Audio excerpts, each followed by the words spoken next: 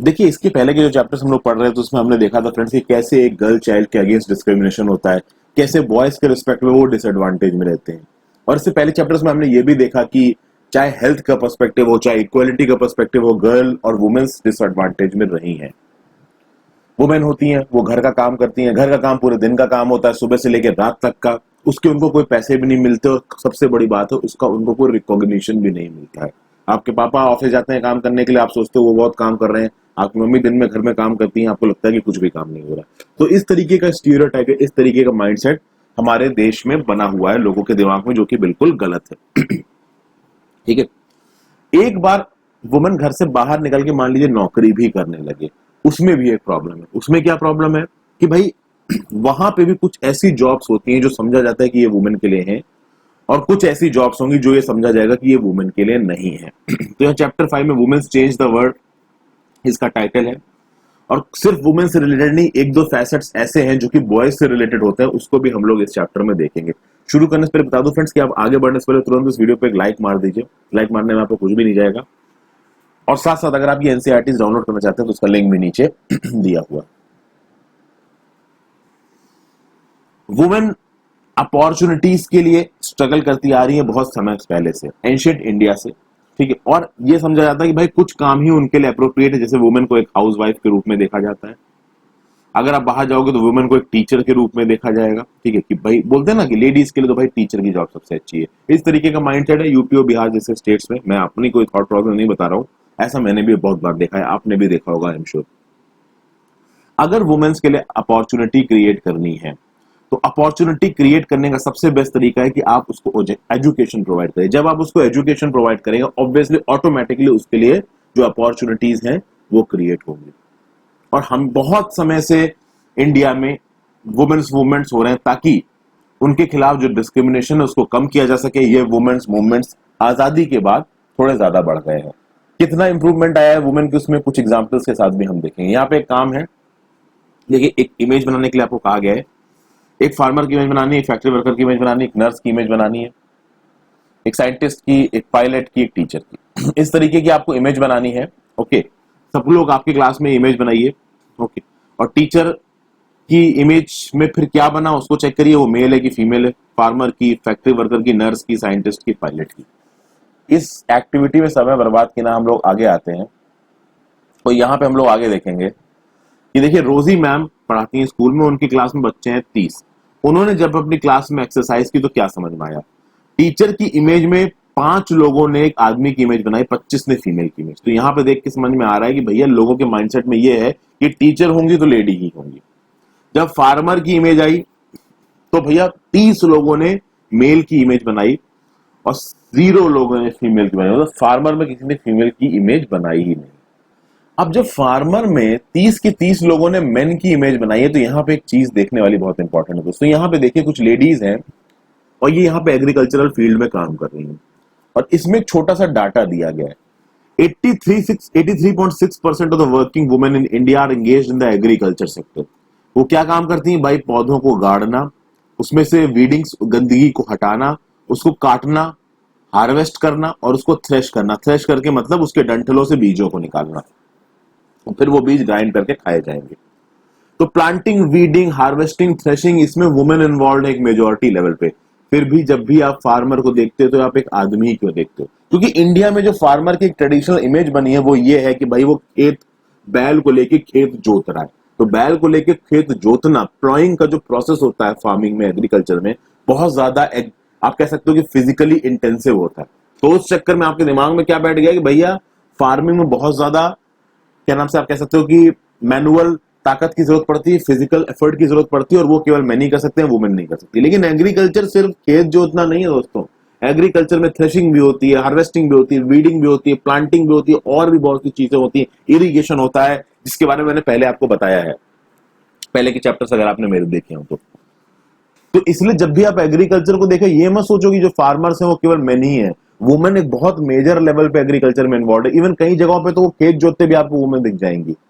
हालांकि ज्यादातर जगह पे आदमी ही खेत जोतते हैं, और आदमी खेत जोतते हैं तो आपको लगता है कि फार्मर मैन है, ऐसा नहीं है।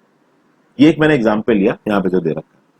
फैक्ट्री वर्कर्स की जब बात आई तो आपने देखा कि भैया 25 लोग मेल बनाए गए, 5 फीमेल। जबकि आपको मैं बता दूं फ्रेंड्स, जो फैक्ट्री वर्कर्स होते हैं ना, जो दिहाड़ी की तरह काम करते हैं, देखिए कुछ फैक्ट्री वर्कर्स कॉन्ट्रेक्चुअल होते हैं, कुछ परमानेंट भी हो जाते हैं। इस फैक्ट्री वर्कर्स के साथ में एक आपके साथ चीज और जोड़ना चाहूंगा। कभी आप किसी कंस्ट्रक्शन साइट पे गए हो, किसी कंस्ट्रक्शन साइट पे जहां कोई बहुत बड़ी बिल्डिंग बन रही हो, वहां पे आपको मेल मजदूरों के साथ फीमेल मजदूर भी बहुत सारी मिल जाएंगी।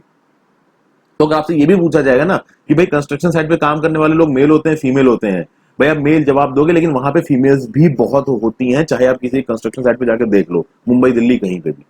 उस तरीके से फैक्ट्री वर्कर की जब इमेज बनी तो 25 लोग मेल थे, 5 लोग फीमेल थे। जब नर्स की इमेज बनी तो भाई 30 लोग फीमेल्स थे और 0 लोग मेल थे। ठीक है, अब यहां पे देखिए, इसका एग्जांपल केवल रियल लाइफ में नहीं, हमारे पॉपुलर कल्चर में भी दिखता है। एक मूवी आई थी दोस्ताना, जिसमें अभिषेक बच्चन और जॉन अब्राहम थे। उसमें अभिषेक बच्चन एक नर्स का रोल प्ले करते हैं। तो जब भी वो सबको बताते हैं कि आई एम अ नर्स, सब लोग उनको बहुत अजीब तरीके से देखते हैं, क्योंकि नर्स को ट्रेडिशनली फीमेल का ऑक्यूपेशन माना जाता है। और अगर कोई आर्मी नर्स निकल आता है तो लोग बड़े अजीब तरीके से देखते हैं। जबकि अगर आप हॉस्पिटल में जाके देखिए, किसी भी सरकारी हॉस्पिटल में, वहां पे ज्यादातर नर्सेज आपको फीमेल के साथ साथ आदमी भी मिलेंगे, ऑलमोस्ट 50-50% मिलेगा। फिर साइंटिस्ट के रोल में मेल ही दिख रहे हैं, फीमेल कम दिख रही है। पायलट के रोल में मेल ज्यादा दिख रहे हैं, फीमेल कम दिख रही है। ये स्टीरियोटाइप्स है दोस्तों। ये जितनी भी चीजें मैंने आपको यहाँ बताई है ना, इसमें फीमेल उतनी ही कैपेबल है काम करने के लिए, लेकिन चूंकि हमारा कल्चरल माइंडसेट हमको स्टीरियोटाइप की तरफ लेके जाता है, इसलिए हमको ऐसा लगता है कि कुछ में फीमेल ही ज्यादा होंगी और कुछ में मेल ही ज्यादा होंगे। ठीक है, तो यही पे यहाँ पे लिखा हुआ है कि भाई ज्यादातर चिल्ड्रन ने रोजी मैम की क्लास में क्या ड्रॉ किया कि भैया नर्सेज वुमेन होंगी और आर्मी ऑफिसर्स मेन होंगे। ओके, तो हम लोग ये मानते हैं कि वुमेन कुछ काम में ही अच्छी होती हैं। ठीक है, यानी कि ज्यादातर लोग समझेंगे कि भाई वुमेन नर्सेज अच्छी बन सकती है। क्यों? क्योंकि वो ज्यादा पेशेंट है, वो जेंटल है, और पेशेंट होना, जेंटल होना एक वुमेन के रोल को सूट करता है एक फैमिली के अंदर। ये एक स्टीरियोटाइप है। ओके, फिर अगर साइंस में काम करने की बात है तो टेक्निकल माइंड की जरूरत है, और लड़कियों के पास टेक्निकल माइंड होता नहीं है। ये बिल्कुल गलत बात है, लेकिन ऐसी सोच है लोगों की। इसीलिए जब सोसाइटी में इस तरीके के स्टीरियोटाइप्स प्रिवेल करते हैं तो बहुत सारी लड़कियों को बॉयज जितना सपोर्ट नहीं मिलता है उनके पढ़ाई के समय पे। ओके, और इसीलिए उनके लिए अपॉर्चुनिटीज कम हो जाती हैं। उनके लिए आगे बढ़ना एक छोटे जब होती है तभी मुश्किल हो जाता है। लेकिन जहां जहां पे पेरेंट्स ने सपोर्ट किया है, फैमिली ने सपोर्ट किया है, वहां पे लड़कियां स्टीरियोटाइप्स को ब्रेक करके आगे भी आएंगी। जैसे यहां पे एक एग्जांपल है, ब्रेकिंग स्टीरियोटाइप्स। अब ट्रेन के इंजन ड्राइवर्स को अगर आप एज्यूम करोगे तो आपको लगेगा वो मैन है, लेकिन एक लक्ष्मी लकड़ा करके लेडी है, 27 साल की है। ये एक पुअर ट्राइबल फैमिली से बिलोंग करती है झारखंड में। ये पहली वुमेन इंजन ड्राइवर बनी नॉर्दर्न रेलवेज की। पूरी छोटे में लक्ष्मी करंट्स ने बहुत ज्यादा स्ट्रगल किया। बहुत जगहों पे लक्ष्मी को ये सुनने को मिलता था कि भैया हाउस होल्ड काम करना है, बाकी काम नहीं करना है। बहुत सारे लोग बोलते हैं ये काम लड़कों के लिए है, ये लड़कियों के लिए नहीं है। लेकिन लक्ष्मी ने मेहनत करके एक डिप्लोमा लिया, इलेक्ट्रॉनिक्स में पढ़ाई की, रेलवे बोर्ड का एग्जाम पास किया पहले अटेम्प्ट में, और फिर वो इस जॉब पे लगी। एक ऐसी जॉब जो कि सिर्फ लड़कों के लिए सुटेबल मानी जाती थी। यहाँ पे एक लक्ष्मी का statement, I love challenges and the moment somebody says it it is not for girl, I make sure I go head and do it. तो यहाँ पे लक्ष्मी को क्रेडिट जाता है, और साथ साथ लक्ष्मी के माँ बाप को भी क्रेडिट जाता है कि उन्होंने सपोर्ट किया। तो इस तरीके से अगर देश की लेडीज को, लड़कियों को आगे आना है तो उनको तो मेहनत करनी होगी, साथ साथ उनको एक कल्चरल सपोर्ट की भी जरूरत है, एक फैमिली सपोर्ट की भी जरूरत है आगे आने के लिए। अगर फैमिली सपोर्ट करेगी तो उनके लिए आगे आना थोड़ा आसान हो जाएगा। ओके, ये एक एग्जांपल था। आगे चलते हैं। अच्छा, यहां पे केवल लेडीज की बात नहीं हो रही फ्रेंड्स, हम लोग एक ऐसी सोसाइटी में जहां रह रहे हैं जहां पे गर्ल चाइल्ड के अलावा जो मेल चाइल्ड है ना, वो भी कभी कभी प्रेशर फेस करता है इन वन फॉर्म और द अदर। ओके, अनफेयर टीजिंग मिलती है उनको अपने दोस्तों से। जैसे फॉर एग्जांपल, अगर उनको स्कूल में है तो उनको बॉयज के एटीट्यूड में रहना पड़ेगा। अगर वो थोड़ा सा लीनियंट या थोड़ा आराम से वाले एटीट्यूड में रहे तो चलेगा नहीं। ठीक है, जैसे कि फॉर एग्जांपल स्कूलों में बच्चों को टीजिंग होती, खासकर बॉयज को टीज किया जाता है। Boys are teased and bullied if they do not behave like other boys. अगर वो दूसरे बॉयज की तरह काम नहीं करते तो उनको बुली किया जाएगा। प्लस बॉयज को छोटे से प्रेशराइज किया जाएगा, भाई तुमको पढ़ना है, बड़े होकर कोई अच्छी सैलरी की नौकरी पकड़नी है, अपना घर चलाना है, you are the male member, you are the earning member. इस टाइप से चीजें बोली जाती हैं दोस्तों। हम यहाँ पे एक प्रॉपर एग्जाम्पल है जेवियर का। जेवियर के क्लास 10 के बोर्ड के रिजल्ट्स आए हैं। उसके साइंस के मार्क्स और मैथ के मार्क्स बिल्कुल गंदे हैं, लेकिन हिस्ट्री और लैंग्वेजेस में उसने अच्छा किया है। वो खुश है क्योंकि वो हिस्ट्री ही पढ़ना चाहता है, उसको साइंस और मैथ में ज्यादा इंटरेस्ट नहीं है। लेकिन जब यही रिपोर्ट कार्ड उसकी माँ देखती है तो माँ बोलती है, जेवियर तुमने केवल 65% मार्क्स स्कोर किए हैं मैथ में, फिजिक्स में भी तुम्हारे मार्क कम है। तो जेवियर बोलता है, अरे मामा बट मैं खुश हूं क्योंकि मैं मैथ्स या साइंस लेना नहीं चाहता, मैं बड़े होके हिस्ट्री पढ़ना चाहता हूं क्योंकि मुझे इनहेरेंटली हिस्ट्री में इंटरेस्ट आता है। ओके, ये बोला किसने? जेवियर ने। फिर जेवियर के फादर ने उससे पूछा कि भैया हिस्ट्री क्यों लेना चाहते हैं, अपने फ्यूचर के बारे में सोचो, हिस्ट्री का तो कोई स्कोप ही नहीं, करोगे क्या, कोई जॉब स्कोप ही नहीं है। तो जेवियर बोलता है, भैया मुझे मैथ और साइंस अच्छी नहीं लगती पापा। लेकिन तब भी उसके फादर ने बोला कि सेंसिबल बनो बेटा, मैथ लो और कंप्यूटर्स को पढ़ो क्योंकि इनका स्कोप ज्यादा है जॉब मार्केट में। तो कुल मिला के यहाँ पे जो जेवियर के फादर है वो जेवियर को उसका पैशन फॉलो करने को नहीं बोल रहे हैं, उससे ये बोल रहे हैं कि भाई तुम एक ऐसी चीज को टेकअप करो, एक ऐसी चीज को फॉलो करो जो आगे के तुम्हारे फ्यूचर को सिक्योर कर सके। और जेवियर ये चाहता नहीं, जेवियर अपने पैशन को सिक्योर करना चाह रहा है, फॉलो करना चाह रहा है, लेकिन उसको आजादी यहाँ पे मिल नहीं रही। इस तरीके के प्रेशर्स इन वन फॉर्म और the other middle class, lower middle class के लोग झेलते ही हैं इंडिया में। कोई बड़ी बात नहीं, जितने लोग इन वीडियोस को देख रहे हैं उन्होंने भी हो सकता है किसी ना किसी टाइम पे इस प्रेशर को झेला हो। अब यहाँ पे एक प्रिंटिंग प्रेस दिख रही है और एक यहाँ पे लेडी दिख रही है जिनका नाम है रामाबाई। भाई ये बहुत ही कैरिज्मेटिक लेडी थी, 1858 से 1922 के टाइम पे ये एक्टिव थी। यहाँ पे वो अपने डॉक्टर के साथ नजर आ रही है। इन्होंने वुमेन्स एजुकेशन के कंसेप्ट को बहुत आगे बढ़ाया। पहले तो ये खुद स्कूल कभी गई नहीं, लेकिन अपने पेरेंट्स से इन्होंने लिखना और पढ़ना सीखा और इनको जो टाइटल दिया गया वो लिखा दिया गया पंडिता, क्योंकि ये संस्कृत को लिख भी सकती थी और पढ़ भी सकती थी। और उस समय पे 1858 से 1922 के टाइम पीरियड में किसी एक लेडी के लिए इतनी नॉलेज रखना बहुत मुश्किल होता था। और उन्होंने बाद में 1898 में अपना खुद का एक मिशन, अपना खुद का एक स्कूल बनवाया खेत गांव में, जहां पे विडोज और जो गरीब औरतें आके पढ़ने की कोशिश करती थी और इंडिपेंडेंट होने की कोशिश करती थी, खासकर फाइनेंशियली इंडिपेंडेंट होने की कोशिश करती थी। उनको अलग अलग तरीके की स्किल्स सिखाई जाती थी, जैसे कारपेंटरी की स्किल्स सिखाई जाती थी, लकड़ी बनाने की, प्रिंटिंग प्रेस कैसे अखबारों को छापना है इसकी स्किल सिखाई जाती थी। कुछ इस तरीके की स्किल्स जो कि आज की डेट में भी नहीं सिखाई जाती। कारपेंटरी बनाने की स्किल्स क्या सिखाई जाती है, प्रिंटिंग प्रेस में भी आपको ज्यादातर आदमी ही काम करते नजर आएंगे। तो क्या इस तरीके की स्किल्स लेडी सीखती? नहीं। बट उस समय पे रामाबाई ने ये मिशन सिखाने लड़कियों को शुरू किए और आप देख सकते हैं ये रामाबाई की फोटो है अपनी डॉटर के साथ। तो कुछ ऐसे स्टीरियोटाइप्स को तोड़ के लेडीज हमेशा से आगे निकली हैं। आज की डेट में तो देखिए लेडीज के लिए आगे बढ़ना कंपैरेटिवली आसान हो गया है, लोगों के माइंड्स थोड़े खुल गए हैं, देश डेवलप कर रहा है, सब कुछ हो रहा है। बट उस समय पे, जिस समय पर रामाबाई एक्टिव थी भैया, उस समय तो हालत बहुत ही ज्यादा खराब थी सोसाइटी की। लेडीज को तो कुछ समझा ही नहीं जाता था। उस समय पे उठना एक मेजर फीट है, एक मेजर अचीवमेंट है। अब यहां पे एक चीज देखते हैं, लर्निंग फ्रॉम चेंज। भैया स्कूल जाना हमारी लाइफ का एक इंपॉर्टेंट हिस्सा है और जैसे जैसे as more and more children enter school every year we begin to think that it is normal for all children to go school. जैसे जैसे हमारा टाइम बढ़ेगा, हम लोग स्कूल जाएंगे, हम देखेंगे और बच्चे भी स्कूल आ रहे हैं, तो हम सोचेंगे भैया स्कूल तो हर ही कोई जाता है।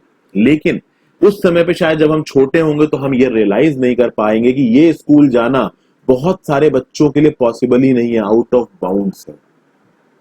ठीक है, पास्ट में मैं आपको बता दूं, आज की डेट में तो देखिए पढ़ना और लिखना एक नॉर्मल चीज मानी गई। अब तो कॉम्पिटेटिव एग्जाम्स आ गए हैं, आपको एक अलग ही लेवल पे जाना पड़ेगा अपने आप को बढ़ाने के लिए। लोगों का जो स्किल लेवल है, नॉलेज लेवल है, बढ़ रहा है। लेकिन पहले के समय में भाई लिखना अगर किसी को आता, पढ़ना किसी को आता है ना, तो वो पढ़ा लिखा माना जाता था। ज्यादातर जो बच्चे थे वो अपने बड़ों से, अपने फैमिलीज के बड़ों से काम करना सीखते थे। और जो बॉयज थे वो थोड़े बहुत चलो उनको एजुकेशन मिल भी जाए, जो गर्ल्स थी उनकी सिचुएशन तो बहुत ही ज्यादा खराब थी।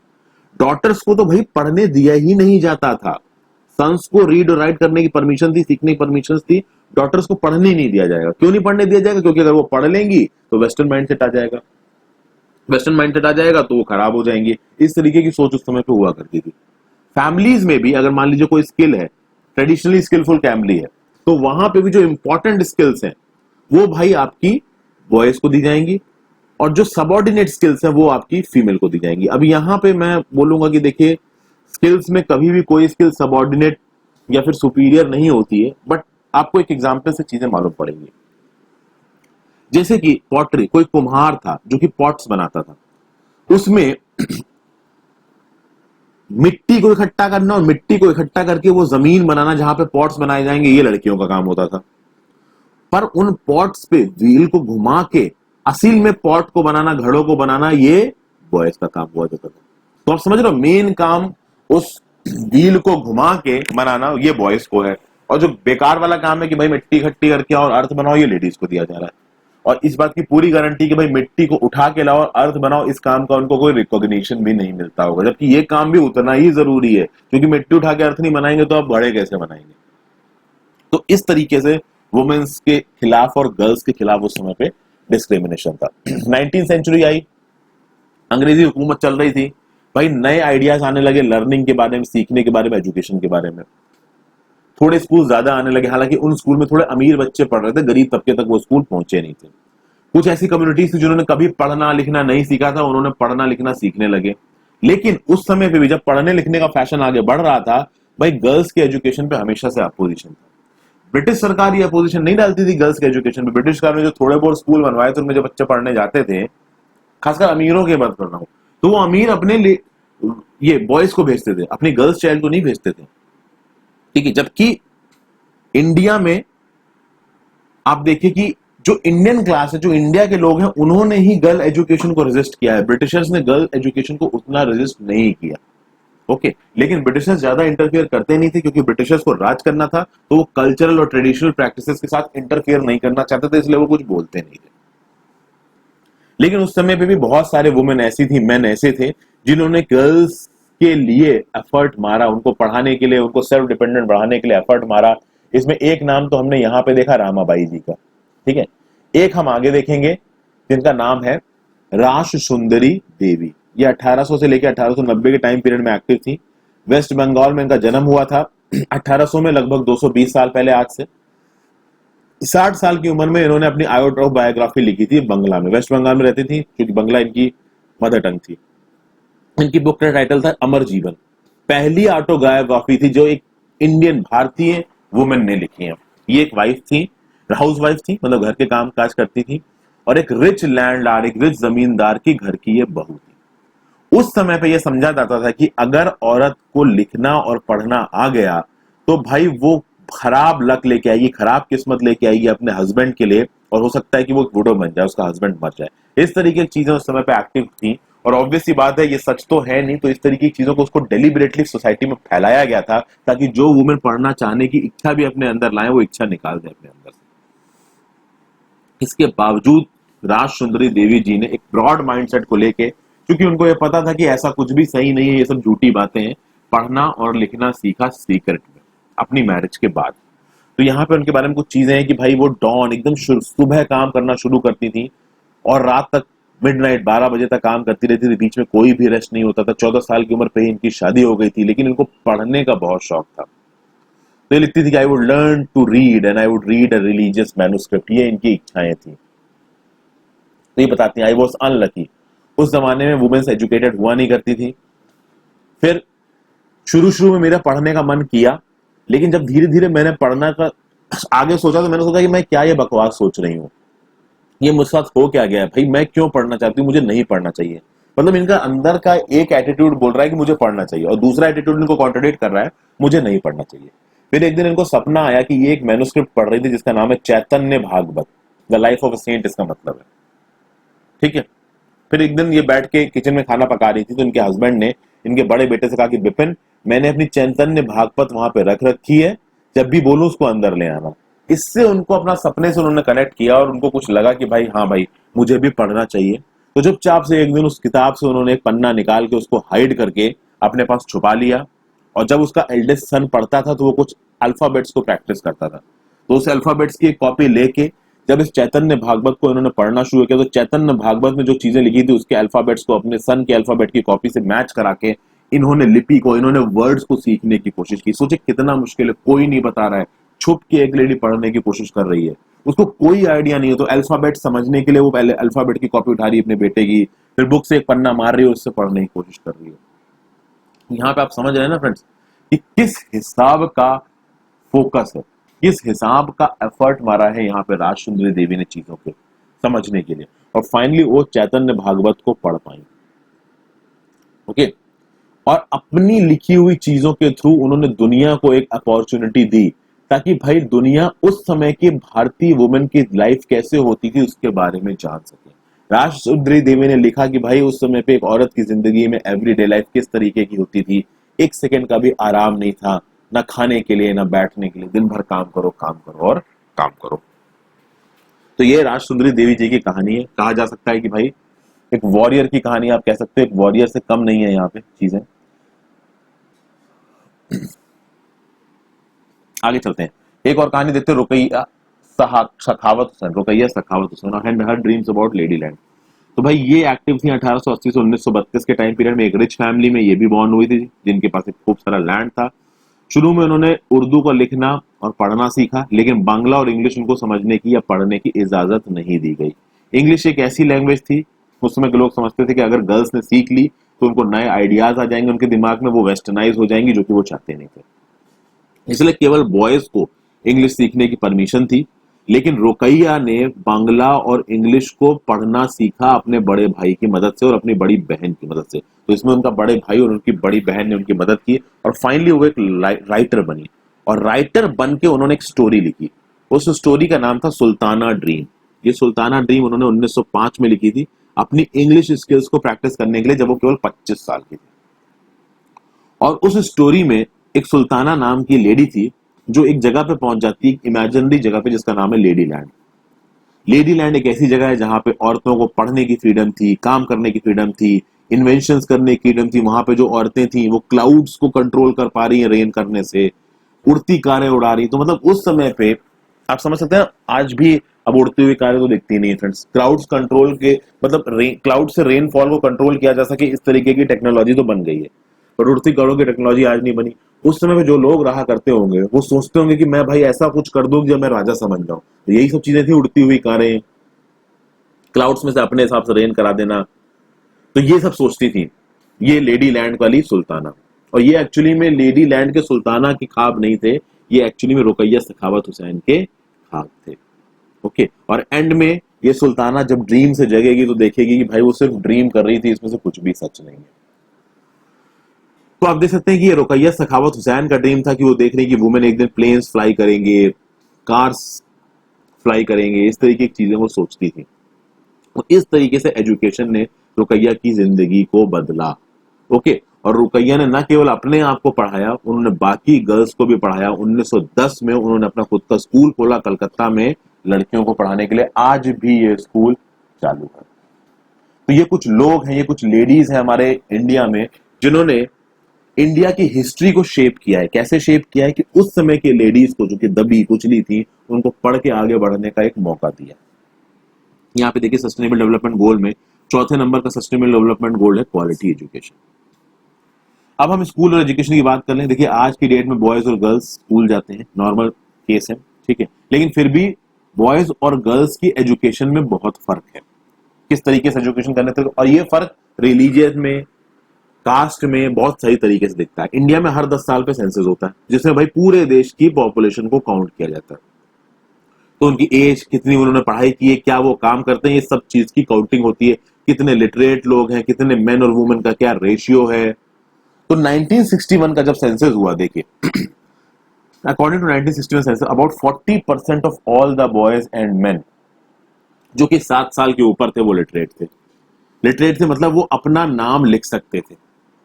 लेकिन गर्ल्स और वुमेन जो कि 7 साल से अबव है और अपना नाम लिख सकते हैं वो केवल 15% थे। तो आप समझ रहे हैं ना कि 1961 के सेंसस में बॉयज और मेन जो कि 7 साल से ऊपर अपना नाम लिख सकते हैं वो थे 40%। यही फिगर गर्ल्स और लेडीज के लिए कितना था, केवल 15%। 1961 के सेंसस में। रिसेंट सेंसस पे आते हैं 2011 के सेंसस में ये फिगर मेन के लिए हो गया 82% और फीमेल के लिए 65%। तो अब देखिए फीमेल का पहले जो था 1961 में वो 15% था, 65% हो गया। तो डेफिनेटली इंप्रूवमेंट हुआ है, नो डाउट इंप्रूवमेंट हुआ है। बट ये इंप्रूवमेंट ग्लूमी हो जाता है जब आप इस 65% के फिगर को 82% के साथ कंपेयर करोगे। 82% is the figure for boys and main और 65% is the figure for girls and women. ठीक है, तो ये फर्क है। तो मतलब आप ये देख सकते हो फ्रेंड्स कि भले ही वुमेन्स का, गर्ल्स का जो एजुकेशनल स्टेटस है वो इंप्रूव कर रहा है, बट मेल्स के कंपैरिजन में वो आज भी बहुत खराब है। अब यहाँ पे average annual drop out rate देख रहे हैं दोस्तों, प्राइमरी क्लास 1 से 5 क्लास तक के बच्चों के लिए, अपर प्राइमरी क्लास 6 से 8, सेकेंडरी क्लास 9 से 10 कक्षा के बच्चों के लिए। अब ये क्या है, एनुअल ड्रॉप आउट रेट, कितने लोग ड्रॉप आउट कर जाते हैं। सिंपल सी बात देखिए, प्राइमरी क्लास में 4.36% ड्रॉप आउट रेट है बॉयज में सबका टोटल मिला के। अगर आप एससी का रेट देखोगे तो 4.71%, एसटी का रेट देखोगे तो 7.02% है, यानी जो ओवरऑल रेट है वो 4.36% है। और एसटी कैटेगरी के जो बॉयज हैं प्राइमरी क्लास में 7.02% उनका ड्रॉप आउट रेट, यानी एसटी क्लास के जो बॉयज हैं वो भैया 7 बॉयज निकल जाते हैं पढ़ाई करते वक्त प्राइमरी क्लास 1 से 5 में। तो ये उनका ड्रॉप आउट मतलब उन्होंने अपनी एजुकेशन कंटिन्यू की नहीं की, उन्होंने अपनी एजुकेशन बीच में ही छोड़ दी। तो ये कुछ फिगर्स दे रखे हैं और ये फिगर्स क्लियर कट आपको बताएंगे कि भाई बाकी कैटेगरी से एससी कैटेगरी की हालत खराब है और एससी कैटेगरी से भी ज्यादा एसटी कैटेगरी की हालत खराब है। जैसे कि अपर प्राइमरी क्लास में अगर गर्ल्स का एनरोलमेंट रोल आप देखो, ड्रॉप आउट रेट देखो, तो अपर प्राइमरी क्लास 6 से 8 तक की क्लास में जो लड़कियां पढ़ती हैं टोटल 4.6% लड़कियों ने अपनी पढ़ाई छोड़ दी। एससी कैटेगरी में टोटल 6.03% गर्ल्स ने अपनी पढ़ाई छोड़ दी और एसटी कैटेगरी में 8.71% गर्ल्स ने अपनी पढ़ाई छोड़ दी। तो एससी के लिए तो फिगर बुरा है नॉर्मल के कंपैरिजन में, एसटी के लिए और बुरा है। अब यहां पे जो एससी कैटेगरी है वो एक्चुअली दलित को डिनोट कर रही है और एसटी कैटेगरी आदिम पास, यानी एसटी ट्राइबल को डिनोट कर रही है और एससी कैटेगरीज आपके दलित, जो वर्ड का नाम लिया गया है। ओके, तो अब आप समझ सकते हैं फ्रेंड्स कि एससी और एसटी गर्ल्स की जो हालत है वो काफी खराब है और इसके लिए देखिए हम खुद ही रिस्पॉन्सिबल है, हमारी हिस्ट्री रिस्पॉन्सिबल है, अपर क्लास के रोड रिस्पॉन्सिबल है, ये बात तो बिल्कुल सही है। ओके, अगर 2011 सेंसस में बात की जाए तो भाई जो मुस्लिम गर्ल्स थी उनकी हालत भी बहुत खराब थी।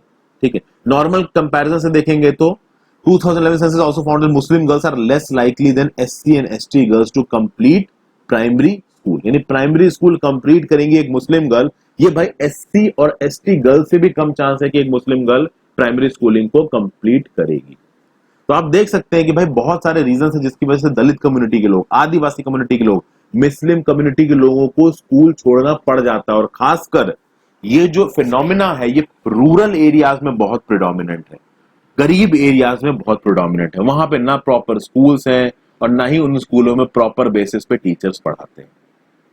अगर इन जगहों पे जो स्कूल हैं अगर वो लोगों के घर से दूर है, अब लोगों के घर से दूर है, रूरल एरियाज में कोई भाई स्कूल बस तो आती नहीं, अर्बन एरियाज में क्या होती है, बच्चों को लेने के लिए रोज सुबह स्कूल बस आती है, क्या रूरल एरियाज में कोई बस आती है? कोई बस नहीं आती है। तो अगर घर से स्कूल दूर है तो कोई अपनी लड़कियों को वहां पढ़ने के लिए भेजेगा क्या? लड़कियों को तो वैसे सब लोग बचा के रखते हैं, तो पेरेंट्स लड़कियों को भेजेंगे ही नहीं पढ़ने के लिए। प्लस पेरेंट्स के पास अपने बच्चों को पढ़ाने के लिए पैसे नहीं है, तो जब उनके पास बच्चों को पढ़ाने के लिए पैसे नहीं है, जब उनके पास लिमिटेड पैसे हैं और प्रेफरेंस देने की बात आई तो वो केवल लड़कों को ही भेजेंगे। ठीक है, और जब ये लड़के स्कूल जाएंगे तो उनको बहुत तरीके का डिस्क्रिमिनेशन भी झेलने को मिलता है, जैसे कि हमने देखा था कि ओम प्रकाश वाल्मीकि के साथ क्या हुआ था।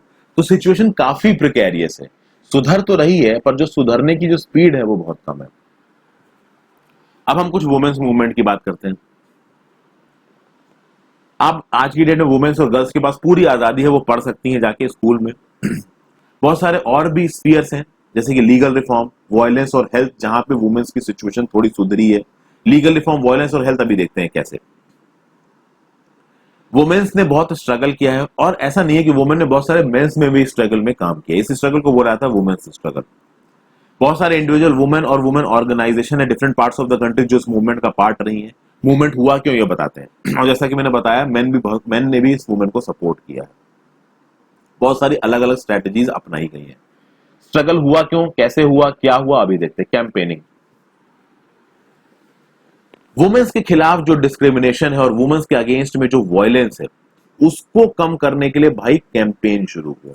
जैसे यहां पे देखिए सत्य रानी करके एक लेडी है, she is an active member of women's movement sitting on the steps of the Supreme Court surrounded by legal files gathered during the course of a legal battle to seek justice for her daughter who was murdered for dowry। ये एक lady बैठी है, इनकी बेटी को दहेज की वजह से मार दिया गया।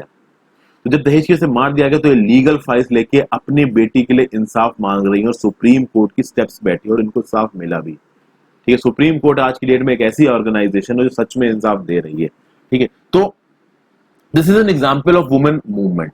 ठीक है ना, तो जिन लड़कियों को डाउरी के लिए हैरेस किया जाता है, जिन लड़कियों को किसी और बात पे हैरेस किया जाता है, फिजिकल वायलेंस दिया जाता है, मेंटल वायलेंस दिया जाता है, डोमेस्टिक वायलेंस जिसे कहते हैं, उनको लीगल प्रोटेक्शन प्रोवाइड की गई 2006 में नियम बनाने के बाद। और अब ये नियम ना ही केवल सेंट्रल लेवल पे बनाए गए, स्टेट लेवल पे भी बनाए गए हैं दोस्तों। तो वुमेन के लिए लॉज बहुत स्ट्रिक्ट हो गए हैं आज की डेट में, और वो स्ट्रिक्ट इसलिए हुए हैं क्योंकि वुमेन्स को काफी प्रॉब्लम झेलनी पड़ी है बैकग्राउंड में, ठीक है। फिर बहुत सारे एफर्ट्स की वजह से सुप्रीम कोर्ट ने गाइडलाइंस फॉर्मुलेट की 1997 में, जिन गाइडलाइंस में प्रॉपर करके कुछ ऐसे प्रोविजंस को जोड़ा गया ताकि अगर किसी वुमेन को सेक्सुअल हैरेसमेंट के केसेस झेलने पड़ते हैं जहां पे वो काम करती हैं, उनके वर्क प्लेस पे या जहां वो पढ़ती हैं एजुकेशनल इंस्टीट्यूशंस में, तो उसके लिए प्रॉपर गाइडलाइंस फॉर्मुलेट की है 1997 में सुप्रीम कोर्ट में।